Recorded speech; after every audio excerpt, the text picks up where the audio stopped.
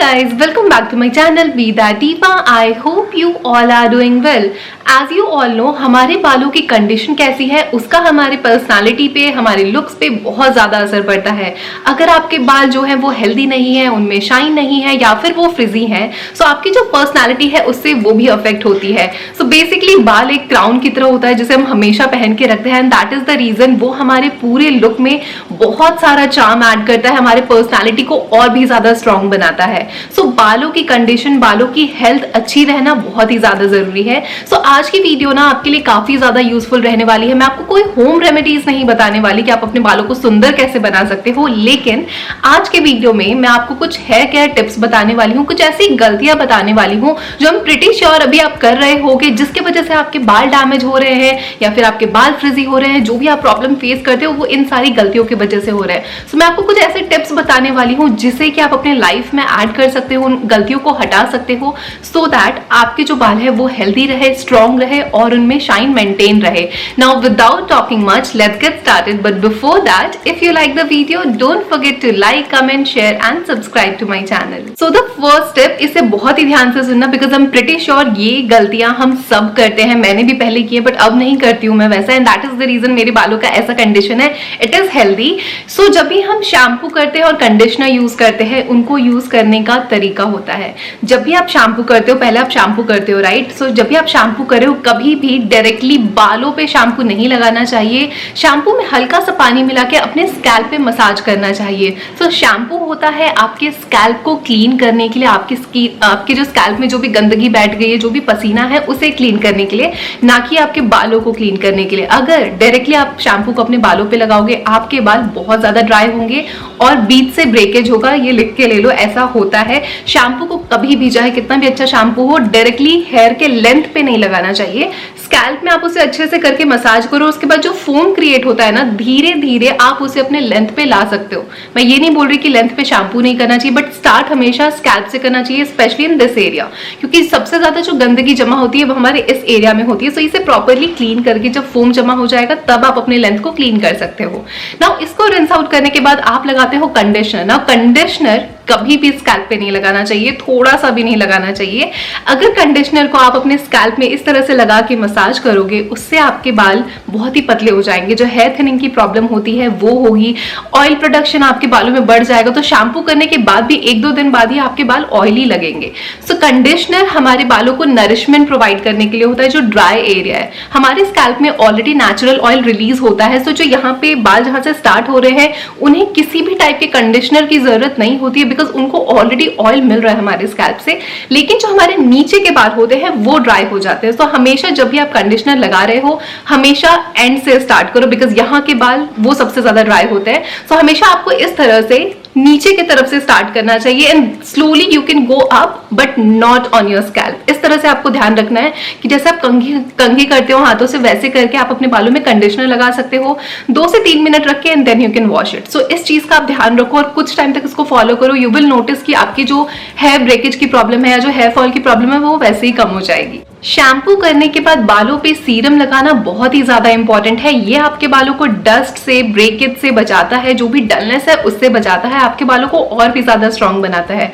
So I have been recently using an amazing hair serum from the brand Vilvah and it is anti-frizz hair serum and it is a game changer. Good quality hair requires high performing hair care. Vilva hair serum is infused with nourishing black seed and curry leaf oil to breathe life into your dry and frizzy hair.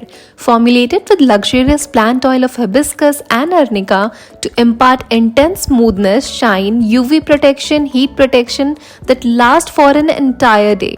It also helps to delay color fading and reduces damage. Vilva is an all-natural certified brand. All the products are free from animal testing and contains no parabens, no sulfates, no silicons, no GMOs, no artificial fragrance and no harsh chemicals. Spray a little amount of Vilva hair serum onto your hand, smooth onto wet or dry hair. It works best on wet hair, but you can also use it on dry hair.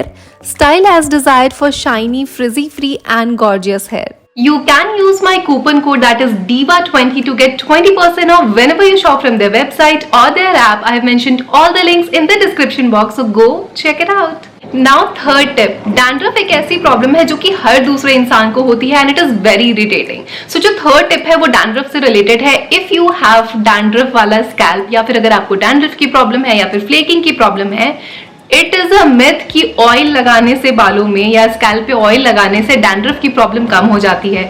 बहुत लोगों को लगता है ये dandruff की जो problem हो रही है या फिर जो फ्लेकिंग की प्रॉब्लम हो रही है वो इसलिए हो रही है क्योंकि आपकी जो स्कैल्प है वो ड्राई हो गई है ना। डैंड्रफ दो टाइप के होते हैं, एक ऑयली स्कैल्प में, एक होते हैं ड्राई वाले स्कैल्प में।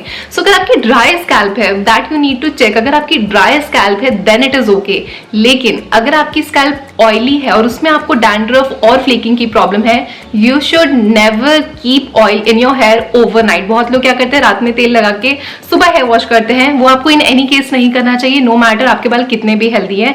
कभी भी ऑयल को स्कैल्प में बहुत देर तक नहीं रखना चाहिए। 30 minutes to max 1 hour is enough. Specially if you have dandruff, 30 minute से ज्यादा तो आपको रखना ही नहीं चाहिए।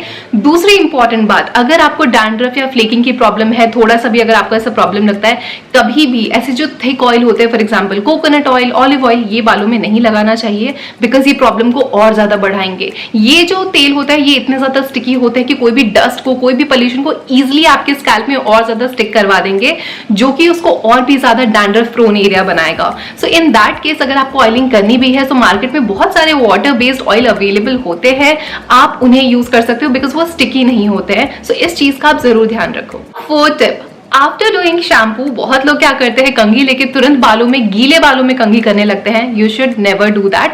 बालों को हमेशा थोड़ा सा ड्राई होने देना चाहिए, हल्का सा, and then you can comb it. ना कॉम्ब करने का भी तरीका होता है एंड दैट इज हमेशा नीचे से स्टार्ट करना चाहिए। अगर आप ऊपर से स्टार्ट करोगे, जो टैंगल बना है बालों में वो बालों को और ज्यादा खींचेगा और आपके बालों को बीच से तोड़ेगा और कमजोर बनाएगा। सो हमेशा आप जब भी कंघी कर रहे हो, स्पेशली नहाने के बाद, तो हमेशा नीचे से स्टार्ट करना चाहिए। और इस तरह से जब आप नीचे सुलझाते जाओगे अपने बालों को, फिर धीरे धीरे ऊपर आओ।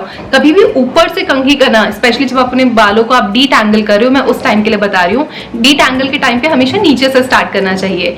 एक और बात, जब भी आप शैम्पू करने जा रहे हो स्पेसिफिकली, हमेशा कॉम्ब करके जाना चाहिए। अगर आप नॉर्मली ऐसे चले जाओगे, आपके बालों में पहले से टैंगल है, उसमें आप शैम्पू और कंडीशनर कर लोगे तो बाल और ज्यादा टैंगल हो जाएंगे। वो जो गांठ बंदी होगी जहां जहां पे, वो और ज्यादा स्ट्रॉन्ग हो जाएगी, तो उसे डीटैंगल करने में काफी ज्यादा प्रॉब्लम होगी। तो हमेशा प्रॉपरली कॉम्ब करके और फिर शैम्पू करना चाहिए, सो दैट ये जो टैंगल वाली प्रॉब्लम है वो ना हो और आपको हेयर ब्रेकेज की प्रॉब्लम भी ना हो। Last but definitely not the least, ये सारी बाकी जो मैंने आपको टिप्स बताई हैं वो तो आप कर लोगे, लेकिन प्रॉपर डाइट, प्रॉपर खाना खाना बहुत ही ज्यादा इंपॉर्टेंट है।